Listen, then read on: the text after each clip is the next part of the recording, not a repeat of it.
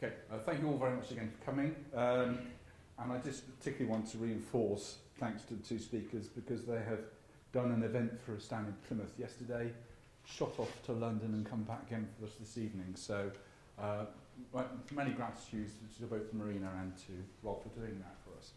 I want to take you through basically the perspective from the NHS. So why are they doing this? Okay, so I want to talk you through about what this change is about and where they're trying to drive us in terms of change. So I'm going to share the proposals with you and just to think about what some opportunities that may be emerging from those proposed changes, because it may not all be doom and gloom here. So in terms of the financial situation, the reality is the NHS has to deliver £22 billion worth of savings. And in that context of the 5-year forward view, community pharmacy is expected to play its part in delivering efficiencies.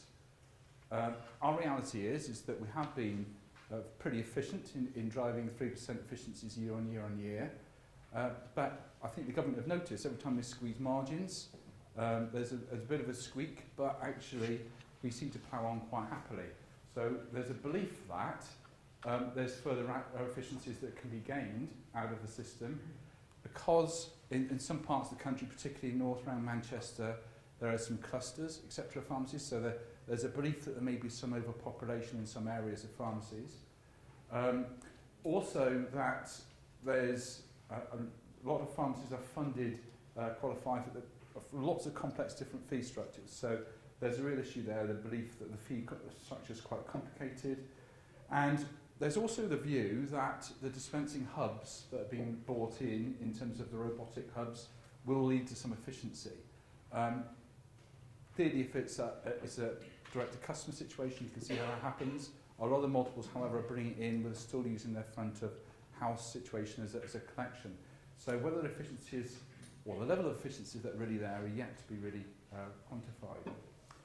So on the back of that, the rationale is that the belief is that there is some squeezing can be done, and the funding reduction is being suggested to take us down from 2.8 billion to 2.63 billion.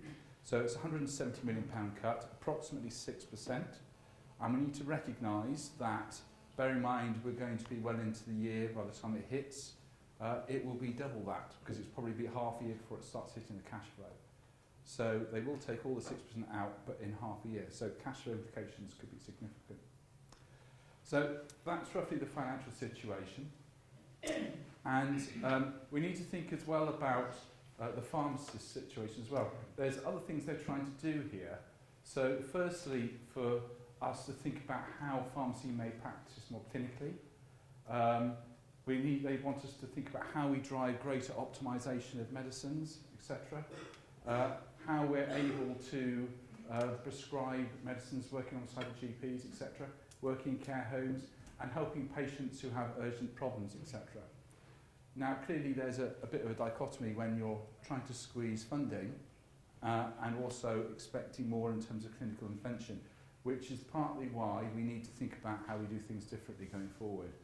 So we can't keep doing what we're doing better, we need to do better things, as Rob would say. So we really need to think about different ways of working going forward. Also, the other things here are thinking about patients. They want to get us to be able to do click and collect, get really quick relationships through from the point of ordering on an internet through to delivery or through to accessible in their community pharmacy. So they want that to be a really slick route for patients. And they want really us to get far greater support to patients so they can make the most out of their medicines. Again, getting the pharmacists far more front of house. And creating greater capacity to allow improved access. So that's kind of where they're trying to drive. And so the key proposals are really around simplifying payments. So patient remuneration, payment systems going to be streamlined. They're looking at more efficient and innovative ways around the hub and spoke situation. And they're looking for a change in prescription duration. And that's not necessarily switching everyone to 84 days. They want it to be appropriate. So that those that could actually be prescribed for 84 days are prescribed for 84 days.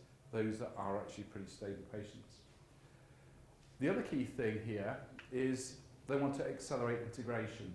So there's a real view here that we need to utilise the clinical skills of pharmacists far more effectively in the system.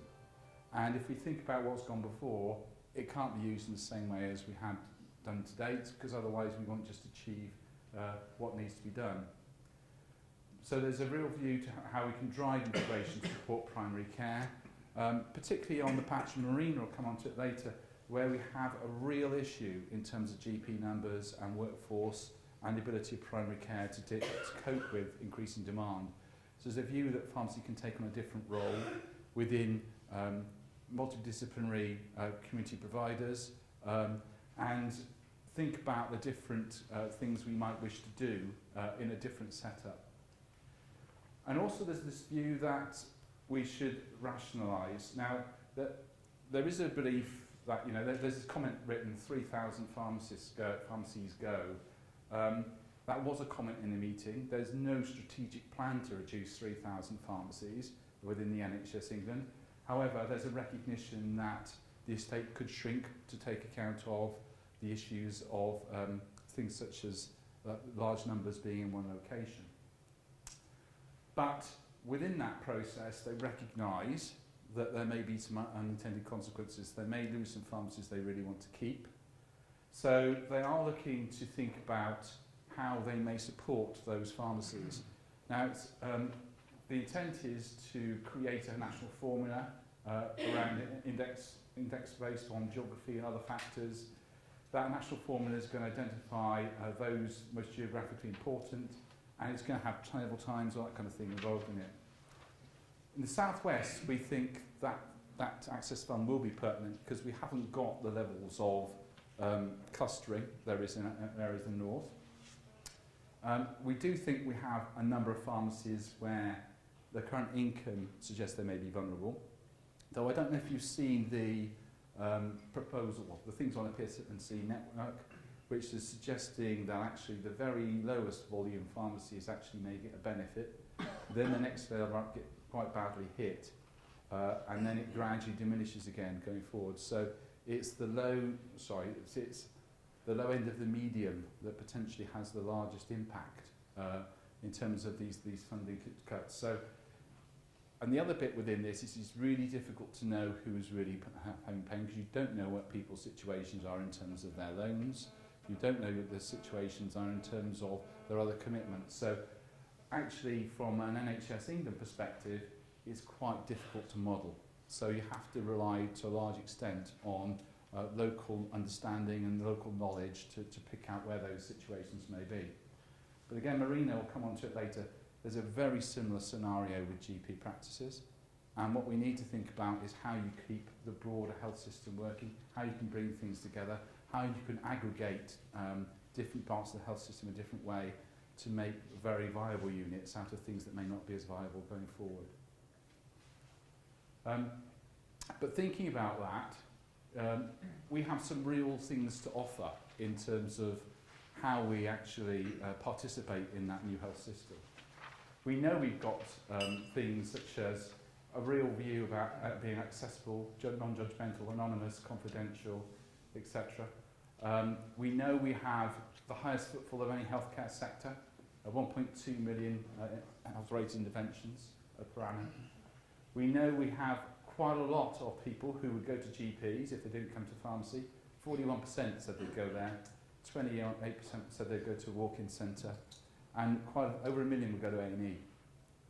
We know as well that a huge percentage of the population can access pharmacy, and that people are more likely to visit community pharmacy for certain conditions such as earache, sore throat, constipation, things such as that. And we also know we're viewed as the second most important neighbourhood asset there is. So it's not going away. Pharmacy actually is really important to the system, and we need to think about how we use it to drive the opportunity for public health and driving change in public behaviour, to drive the public health and self-care counselling services, to use it to drive demand management in the system, to think about the opportunity for extended hours, to think about how we integrate with improved care and shift a setting, because we know that there's a real will to actually move care from the hospital setting to the out of hospital setting. but it's how you do that in a primary care system that's already overburdened with demand. So other agencies such as us need to take some of that load. But also there's an opportunity to engage in communities as well. So community pharmacy is part of the system solution, and Marina will talk a bit about that later.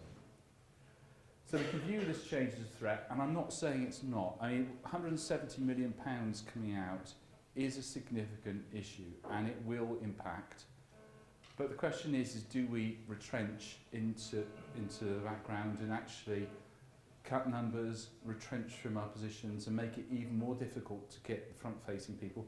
Or do we go on the front foot, start working with our counterparts elsewhere in the health system, and think about how we can do things differently, think about how we can work collaboratively with GP practices, take on some of their services, etc.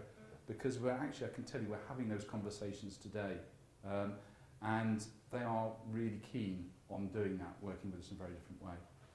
I shall end there. Sorry, just to tell you where we're going. In terms of common issues and challenges, we're identical to those of GPs. We know there's some joint models of provision. So just to go back on what I was saying about GP practices and pharmacies being pressured, there are solutions such as the PharmMedi model that puts the pharmacist at the front end of a GP practice to take off all urgent care. There's touchdown units being involved whereby you use the consulting rooms in the pharmacy when you've closed the practice. But there's integrated approaches to population management. So we're talking in Torbay at the moment about can we have an integrated flu vaccine service next year with the GPs. There's different contracting approaches to aligning pharmacy incentives to practices. And very much new ways of working. So we're talking to 2 or 3 practices in the area now about sitting down with them and fundamentally redrawing who does what where. Okay, so yeah, I guess it is a threat, but I think the opportunity is what we need to think about going forward as well. Thank you.